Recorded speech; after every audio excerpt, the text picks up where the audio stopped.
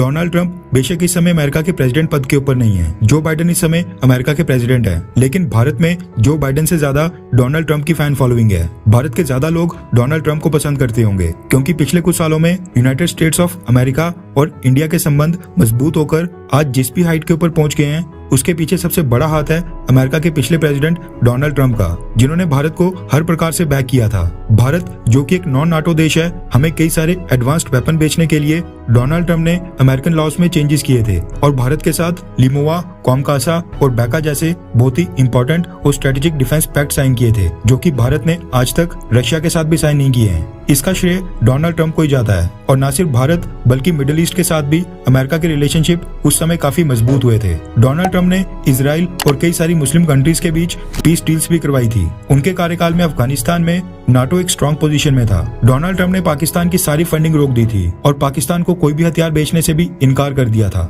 लेकिन Joe Biden के president बनने के बाद न सिर्फ अमेरिका और मिडिल ईस्ट के रिश्ते खराब हुए, बल्कि सऊदी अरब, यूएई ये सब चाइना के पक्ष में चले गए हैं। जो बाइडेन ने सऊदी अरब को वेपन सेल रोक दी थी, जिसके बाद चाइना ने रिसेंटली सऊदी अरब और ईरान के बीच एक पीस डील करवाई है। इसके साथ ही जो बाइडेन ने अफगानिस्तान से ट्रूप्स निकालने की ऐसी जल्दी दिखाई, जिसके बाद तालिबान ने रातों रात पूरे अफगानिस्तान को टेक ओवर कर लिया है। और आज अफगानिस्तान में वहाँ की महिलाओं और वहाँ की बच्चियों के साथ क्या हो रहा है, ये तो हम सबको पता ही है। उसके बाद जो बाइडेन ने जानबूझकर रशिया के अगेंस्ट जाकर नाटो की एक्सपेंशन को दोबारा से स्टार्ट किया। यूक्रेन को रशिया के साथ युद्ध में धकेलकर पूरी दुनिया के अंदर एनर्जी और फूड क्राइसिस पैदा कर दिया। और आज इंटरनेशनल मार्केट में क्रूड ऑयल की कीमतें आसमान छू रही हैं। ना ही जो बाइडेन से ईरान के साथ एक न्यूक्लियर पीस डील साइन हुई, ऑस्ट्रेलिया के साथ सबमरीन्स की डील साइन करके जो बाइडेन ने फ्रांस को भी बैकस्टैप किया एंड पाकिस्तान के F-16 को अपग्रेड करने का फैसला किया। 2 साल से ज्यादा समय तक जो बाइडेन ने भारत में अपना एक भी एम्बेसडर तक नियुक्त नहीं किया था। इन सबको देखकर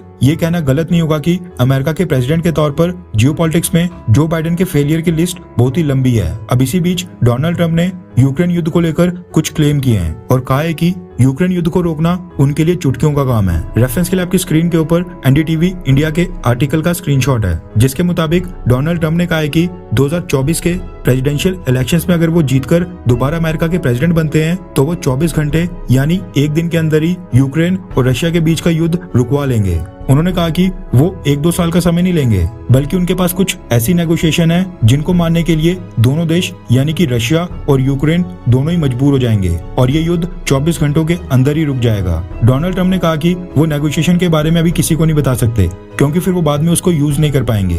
उन्होंने कहा कि अगर 2020 में डोनाल्ड ट्रंप दोबारा से अमेरिका के प्रेसिडेंट बनते तो यूक्रेन युद्ध कभी स्टार्ट ही नहीं होता। डोनाल्ड ट्रंप ने कहा कि अगर यूक्रेन और रशिया के बीच इस युद्ध को जल्द से जल्द नहीं रोका गया, एक बहुत ही बड़े वर्ल्ड वॉर 3 में बदल सकता है, जिसके सामने वर्ल्ड वॉर 1 और वर्ल्ड वॉर 2 एक पैटी केक होगा। डोनाल्ड ट्रंप ने फॉक्स न्यूज को दिए इंटरव्यू में कहा कि वो ज़ेलेंस्की और पुतिन दोनों को नेगोशिएशन टेबल के ऊपर बिठाकर 24 घंटे के अंदर डील क्लोज कर देंगे और ये रशिया यूक्रेन युद्ध पूरी तरह से रुक जाएगा। वैसे देखा जाए तो यूक्रेन और रशिया के युद्ध को रुकवाने के लिए डोनाल्ड ट्रंप को पहले 2024 के प्रेसिडेंशियल इलेक्शंस जीतने पड़ेंगे, जो कि इस समय काफी डिफिकल्ट दिखाई दे रहा है और ये समय बताएगा कि ऐसा होगा या फिर नहीं। लेकिन आपको क्या लगता है कि किसका कार्यकाल ज्यादा अच्छा था, जो बाइडेन या फिर डोनाल्ड ट्रंप? नीचे कमेंट करके अपनी राय जरूर बताएं।